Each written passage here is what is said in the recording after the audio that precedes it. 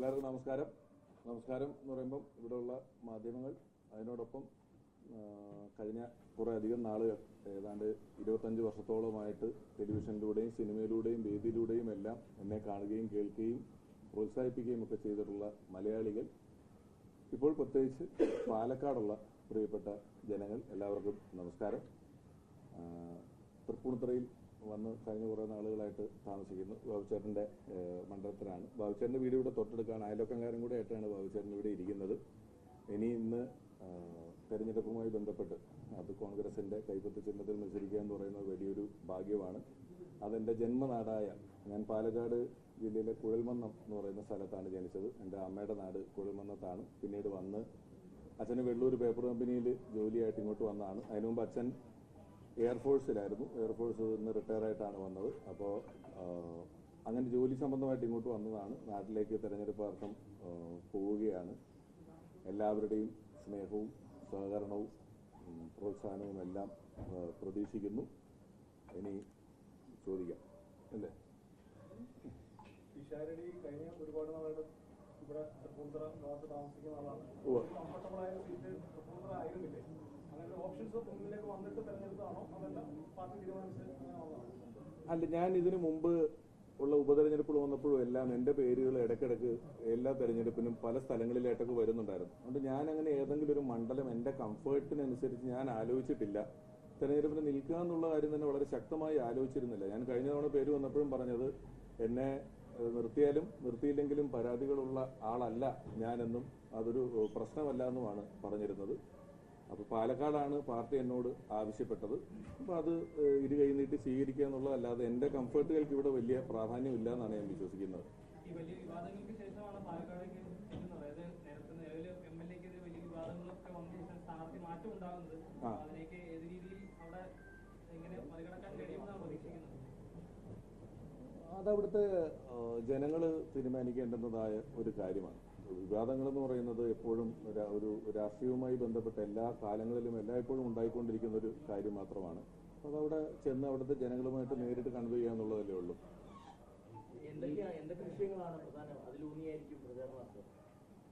അല്ല, പ്രചരണം കൂടുതൽ ജനങ്ങളെ കാണുക, പരിചയപ്പെടുക, നേരിട്ട് വോട്ട് അഭ്യർത്ഥിക്കുക എന്നുള്ള രീതിയിൽ തന്നെയായിരിക്കും. പ്രചരണത്തിന് അങ്ങനെ പ്രത്യേക തന്ത്രങ്ങളൊന്നും പ്രയോഗിക്കുന്നതിനായിട്ടുള്ള ഉദ്ദേശങ്ങളൊന്നുമില്ല. ജനങ്ങൾക്ക് ഒരു പരിചയപ്പെടുത്തേണ്ട ആവശ്യം എനിക്കില്ല എന്നാണ് ഞാൻ വിശ്വസിക്കുന്നത്. കാരണം നമുക്കിനി വളരെ പരിമിതമായ സമയമേ ഉള്ളൂ. ഞാൻ ഇന്ന ആളാണ് എന്ന് അവിടെയുള്ളവരോ മറ്റൊരു മലയാളിയോട് പോയി പറയേണ്ട ആവശ്യകതയില്ല എന്നുള്ളതാണ് എനിക്ക് ഒരു ഉപകാരമായി മാറുമെന്ന് വിചാരിക്കുന്ന കാര്യം. അപ്പോൾ ചെല്ലുക, എല്ലാവരോടും ആത്മാർത്ഥമായി വോട്ട് അന്വേഷിക്കുക.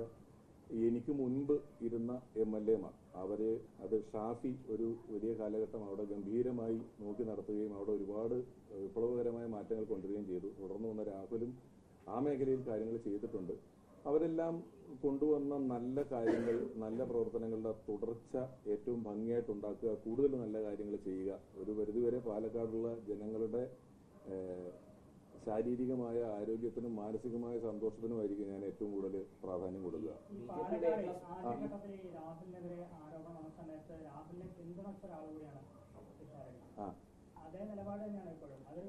പിന്തുണച്ചു എന്ന് പറയുന്നത് വന്നൊരു ഹെഡിങ് മാത്രമാണ്. ഞാൻ പാലക്കാട് ഒരു ഫംഗ്ഷന് പോയപ്പോൾ ഞാൻ രാഹുലിന് പ്രചരണത്തിന് പോയിരുന്ന ഒരാളെന്നുള്ള നിലയിൽ എന്നോട് ചോദിച്ചു.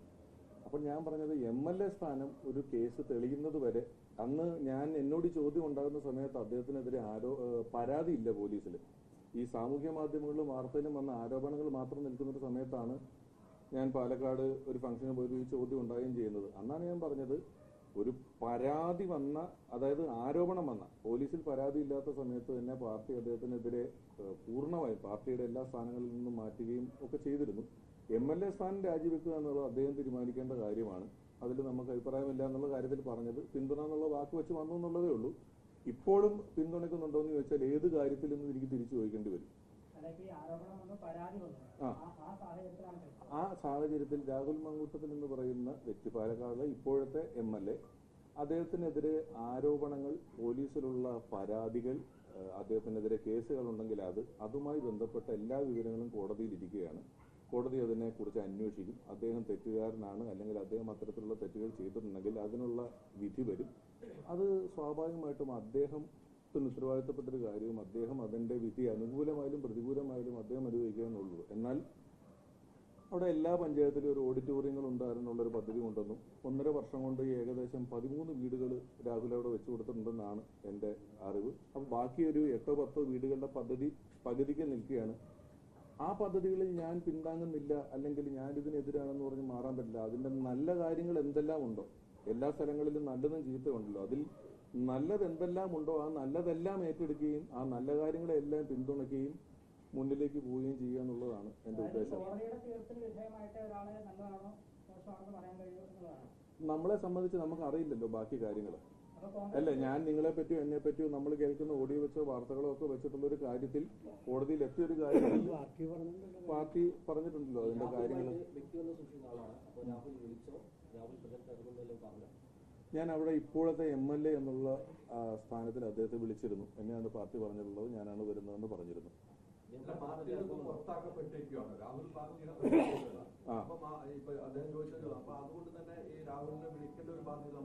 അദ്ദേഹം ഇപ്പോഴത്തെ MLA ആണ്. അവിടുത്തെ ഇപ്പോഴും ഇന്നലെ ഇലക്ഷൻ പ്രഖ്യാപിക്കുന്നത് വരെയും അവിടുത്തെ MLA ആണ്.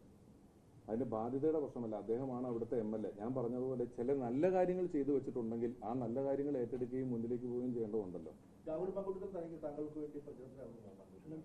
അതെല്ലാം പാർട്ടി നേതൃത്വവും പാർട്ടിക്കാരും തീരുമാനിക്കുന്നതനുസരിച്ച്. ഞാനിപ്പോ ഇവിടുന്ന് ഇന്ന് പാലക്കാടേക്ക് എത്തുന്നതേ ഉള്ളൂ. അതനുസരിച്ചിട്ടാണ് കാര്യങ്ങൾ തീരുമാനിക്കുന്നത്.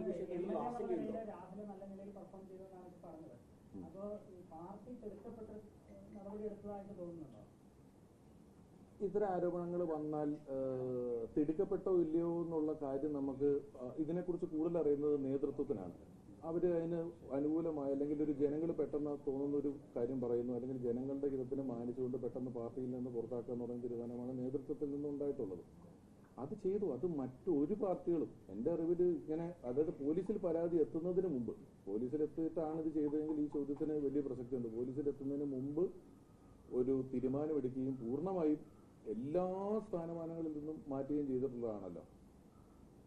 ഇത് അദ്ദേഹവുമായി ബന്ധപ്പെട്ട കാര്യത്തിൽ ഇപ്പം ഈ അതായത് ഏതാണ്ട് 3ാമത്തെ ചോദ്യമായിട്ട് തന്നെ വന്നൊരു കാര്യമെന്നുള്ള നിലയിൽ ഇങ്ങനെ ഞാനത് കൺക്ലൂഡ് ചെയ്യുകയാണ്. അദ്ദേഹത്തിന്റെ മൊറാലിറ്റി, അല്ലെങ്കിൽ അദ്ദേഹത്തിന്റെ കാര്യങ്ങളിൽ കോടതിയിൽ പരിഗണനയിലിരിക്കുന്ന കാര്യങ്ങളുടെ വിധിയെക്കുറിച്ചുള്ള കാര്യങ്ങൾ അദ്ദേഹം അതെന്താണോ വരുന്നത് അത് അദ്ദേഹം അനുഭവിക്കുക. അദ്ദേഹം എന്തെങ്കിലും നല്ല കാര്യങ്ങൾ എന്തെങ്കിലും ചെയ്തിട്ടുണ്ട്, വീട് ഉൾപ്പെടെയുള്ള കാര്യങ്ങൾ ചെയ്തിട്ടുണ്ട്. അദ്ദേഹം ചെയ്ത നല്ല കാര്യങ്ങൾ അവിടെ നിന്ന് ഏറ്റെടുക്കുകയും അത് തുടർന്നു പോവുകയും എന്നാൽ കഴിയുന്ന ഇനി ചെയ്യാവുന്ന നല്ല കാര്യങ്ങൾ, എന്തെല്ലാം നല്ല കാര്യങ്ങൾ ആ മണ്ഡലത്തിന് വേണ്ടി ചെയ്യാൻ പറ്റുമോ ആ നല്ല കാര്യങ്ങളെല്ലാം ഞാൻ തുടരുക, പുതിയ കാര്യങ്ങൾ ആസൂത്രണം ചെയ്യുക, പുതിയ കാര്യങ്ങൾ ചെയ്യുക. അത് രാഹുൽ എന്നല്ല, ഷാഫി തുടങ്ങി വെച്ച കാലം തൊട്ടാണ് പറയുന്നത്. ഒരു 15 വർഷമായിട്ട് ഒന്നിന്റെ തുടർച്ചയാണല്ലോ അത്. ആ കാര്യങ്ങൾ ഏറ്റെടുക്കുകയും നടത്തുക എന്നുള്ളതായിരിക്കും എൻ്റെ ലക്ഷ്യം.